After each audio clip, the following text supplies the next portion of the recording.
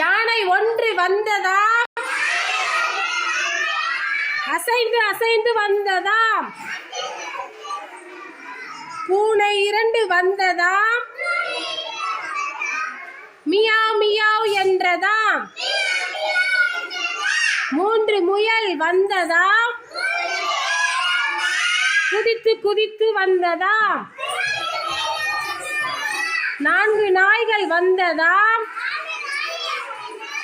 லொல் லொல் என்றதாம். ஐந்து குருவிகள் வந்ததாம், sit sit என்றதாம். ஆறு காகம் வந்ததாம்,